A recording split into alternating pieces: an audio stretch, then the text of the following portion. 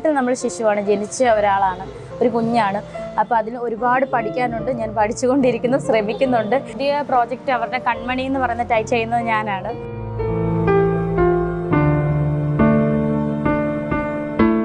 നാടകം എൻ്റെ ഫേവറേറ്റ് ആണ്. ആത്മാവിൻ്റെ കലയാണെന്നാണല്ലോ നാടകത്തെ നമ്മൾ പറയുന്നത്. അപ്പം ഒരുപാട് സന്തോഷം നാടകം ചെയ്യുന്ന വേദികളിൽ ചെയ്യുമ്പോൾ ഒരുപാട് ആസ്വദിച്ച് തന്നെയാണ് ചെയ്യുന്നത്. കിച്ചു ഒരു ക്ലാസ് ഉണ്ടല്ലോ, അവൻ ആനിമേഷൻ VFX പഠിച്ചുകൊണ്ടിരിക്കുകയാണ്, കൊല്ലത്താണ്.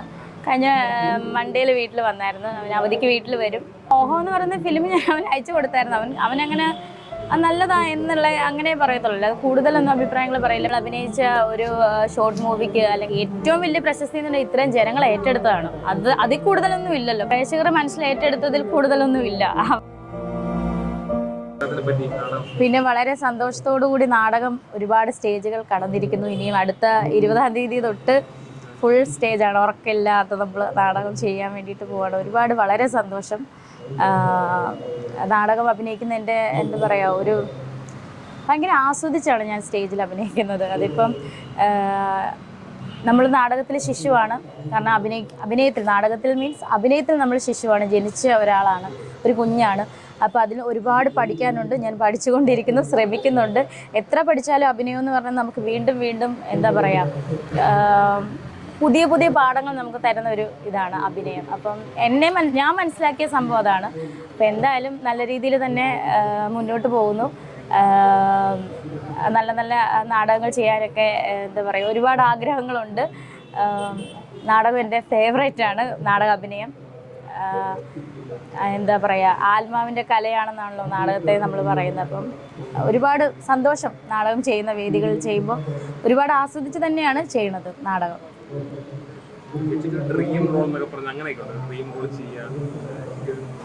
ഡ്രീം റോൾ എന്ന് പറയുന്ന അങ്ങനെ ഒരു ഇതില്ല. കാരണം എന്ത് റോളും കിട്ടിയാൽ ചെയ്യും എന്നൊരു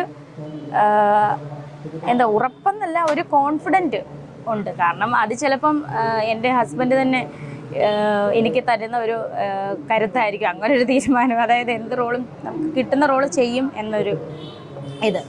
പിന്നെ അതൊക്കെ നിശ്ചയിക്കുന്ന ഡയറക്ടറും അതിൻ്റെ അണിയറയിൽ പ്രവർത്തിക്കുന്നവരാണല്ലോ.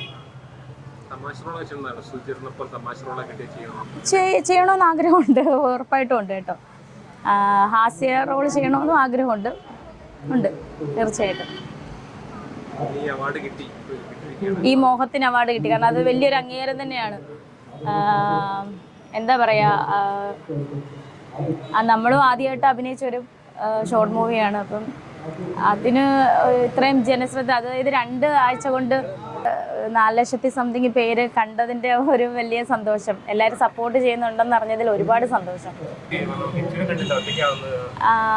കിച്ചു ഒരു ക്ലാസ് ഉണ്ടല്ലോ, അവൻ ആനിമേഷൻ VFX പഠിച്ചുകൊണ്ടിരിക്കുകയാണ്, കൊല്ലത്താണ്. കഴിഞ്ഞ മൺഡേയിൽ വീട്ടിൽ വന്നായിരുന്നു. അവൻ അവധിക്ക് വീട്ടിൽ വരും. അങ്ങനെ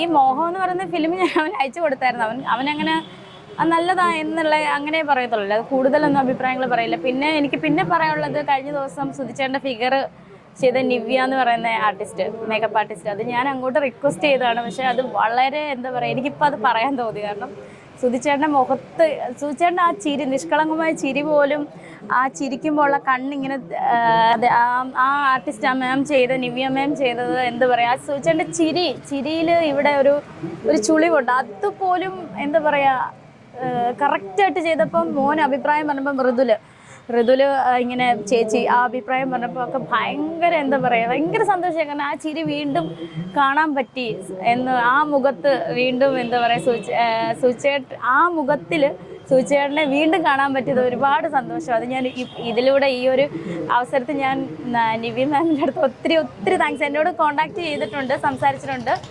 അങ്ങനെ ഒരുപാട് താങ്ക്സ് ഞാൻ പറയുന്നത്. അതുപോലെ അത് ഏറ്റെടുത്ത എല്ലാ പ്രേക്ഷകർക്കും ഒരുപാട് താങ്ക്സ്. നമ്മൾ അഭിനയിച്ച ഒരു ഷോർട്ട് മൂവിക്ക് അല്ലെങ്കിൽ അതിലൊരു പ്രശസ്തി കിട്ടുക എന്ന് പറഞ്ഞാൽ വേണ്ട, ഏറ്റവും വലിയ പ്രശസ്തി എന്ന് പറഞ്ഞാൽ ഇത്രയും ജനങ്ങൾ ഏറ്റെടുത്തതാണ്.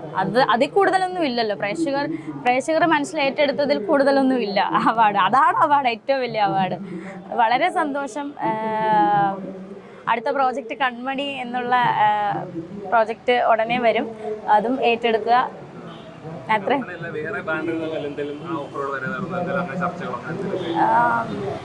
അങ്ങനെ കൺഫേം ആയിട്ട് പറയാനൊന്നും ആയിട്ടില്ല, ഇങ്ങനെ വരുന്നുണ്ട്, അല്ലാതെ കൺഫേം ഒന്നും പറയാറായിട്ടില്ല. ഇതിപ്പം ഇത് സിനിമ കരയൻ എന്ന് പറയുന്ന ഒരു മൂവിയുടെ ടൈറ്റിൽ ഷൂട്ടിൽ ഞാൻ ചെയ്തിട്ടുണ്ടായിരുന്നു. അത് മണികെട്ടമ്പലം കൊല്ലം. ഞാൻ പറഞ്ഞിട്ടുണ്ട്, നമ്മുടെ കേരളതാമസത്തിന് അവർ ഡയറക്ടറും കാസ്റ്റിംഗ് ഡയറക്ടറും ഒക്കെ വന്നിട്ടുണ്ടായിരുന്നു, അവർ സംസാരിച്ചായിരുന്നു. അപ്പോൾ അതിന് 2 months എടുക്കും. അതിൻ്റെ പ്രൊഡ്യൂസറൊക്കെ പുറത്താണ്, അവർ വന്നിട്ട് ബാക്കി ഷൂട്ട് നടക്കുമെന്നാണ് അറിയിച്ചേക്കുന്നത്. അതിൻ്റെ ടൈറ്റിൽ സോങ് അതിൽ ഞാനില്ല, വേറൊരു സോങ്ങിനകത്തുണ്ട്. അത് എന്തായാലും അത് ഷൂട്ട് നടക്കുന്നതേ ഉള്ളൂ. അപ്പോൾ ടൈറ്റിൽ സോങ്, പ്രമോ സോങ്, ടൈറ്റിലല്ല പ്രമോ സോങ്, അത് തന്നെ പ്രമോ സോങ് ഉടനെ റിലീസാകും. അതിൻ്റെ ആ സിനിമ കരയൻ എന്നാണ് മൂവിയുടെ പേര്, കണ്ണിമാങ്ങ പ്രൊഡക്ഷൻസ്. അതെ അതെ. ഡയറക്ടർ പ്രശാന്ത് പൊന്മന ചേട്ടൻ സാറ്. അപ്പം അങ്ങനെ നമ്മുടെ എല്ലാവർക്കും കൂടെ ഉള്ള അവാർഡ്, അതായത് ജോസ് ആൻ്റണി ചേട്ടനാണ് ഏറ്റുവാങ്ങിയത്. അതായത് നമ്മുടെ ബാംഗ്ലൂർ ലോഡ്ജ് ഹോം സിനിമ സീരീസിൻ്റെ മോഹം ഒരുപാട് പേര് കണ്ടു, ഇഷ്ടപ്പെട്ടു. അപ്പം അതിൻ്റെ ഒരു പുരസ്കാരമാണ് ഇപ്പം നമ്മളിവിടെ ചേട്ടൻ വാങ്ങിയത്, നമ്മുടെ കൂടെയുള്ള. പുതിയ പ്രോജക്റ്റ് അവരുടെ കൺമണി എന്ന് പറയുന്ന ടൈറ്റിൽ ക്യാരക്ടർ ചെയ്യുന്നത് ഞാനാണ്. അപ്പം അതിൻ്റെ വർക്ക് ഉടനെ തന്നെ തുടങ്ങും. അവരുടെ ഒരു ഷോർട്ട് മൂവി തന്നെയാണ്, ബാംഗ്ലൂർ ലോഡ്ജ് ഹോം സിനിമ സീരീസിൻ്റെ തന്നെ ഷോർട്ട് മൂവിയാണ്. മോഹം എന്ന് പറയുന്ന ആ മൂവി എന്താ പറയുക, ഇപ്പോഴത്തെ ഒരു കാലഘട്ടത്തിൽ ഒക്കെ സാധാരണ നടക്കുന്ന കാര്യങ്ങളാണ്, എല്ലാവർക്കും അറിയാം. പിന്നെ ഒരു എന്താ പറയുക, അത് പച്ചയായ മനുഷ്യരുടെ ഒരു കാര്യങ്ങളായതുകൊണ്ട് തന്നെ, അതുപോലെ നല്ല ഗ്രാമീണ പശ്ചാത്തലത്തിലൊക്കെ എടുത്ത ചിത്രമായതുകൊണ്ട് തന്നെ എല്ലാവരും ഏറ്റെടുത്തു. അത് വളരെ സന്തോഷമാണ്. അതുപോലെ തന്നെ കൺമണി എന്ന് പറയുന്ന ആ ഒരു ഫിലിമും ഈ മോഹം ഏറ്റെടുത്ത പോലെ എല്ലാവരും ഏറ്റെടുക്കണമെന്ന് ഞാൻ അതിനെപ്പറ്റി എനിക്ക് ഡീറ്റെയിൽ അങ്ങനെ പറഞ്ഞിട്ടില്ല. കൺമണി എന്നാണ് അതിൻ്റെ ടൈറ്റിൽ റോളാണ് ചെയ്യുന്നതെന്നാണ് പറഞ്ഞത്. അതെ.